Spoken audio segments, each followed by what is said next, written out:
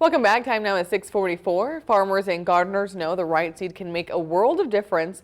Tomatoes alone have hundreds of different plant varieties. Some are more red, others are larger, and some are just really resilient. I talked to an expert at Nebraska Extension Urban Agriculture about how they test new seeds and what you can do to get the perfect plant. So we actually get to try out all of these different plants. It's very interesting. We basically get a big box of seeds in the winter, and we have this list, and this is what we need to grow and how we need to grow it. So we start the seeds ourselves, and we get to plant them in the field whenever we can. You know, this year we were delayed a little bit because of all the rains, but that was very common across the Midwest, and so it's to be expected. So the organization, the All America Selections organization, knows that we've had a very bad year, so they're not expecting all of us to do great things this year with our trial gardens. But we plant these and then we watch them. So we evaluate them, we see how well does it grow, does it get diseases, does it survive?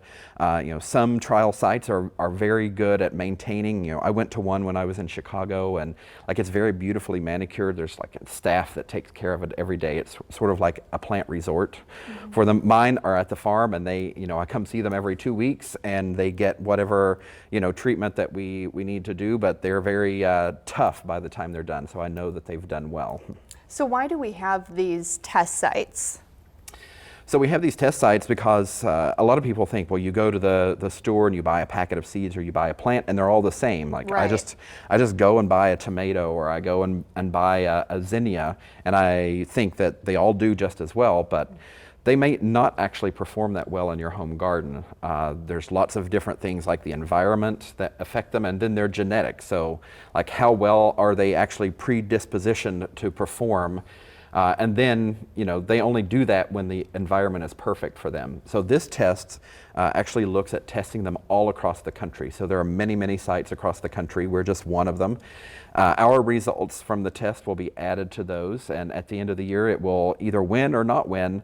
So it'll be sort of like a little seal of approval. It says AAS, and you know that it performed well all across the country, including here in Nebraska. And can we show what you said? You were showing me kind of the stamp of approval. Yeah, so this is it's an actual ornamental plant, but it's an ornamental pepper that I really like. I put it in my garden, and so you'll see the tag here, and you see down here in the corner, It says AAS.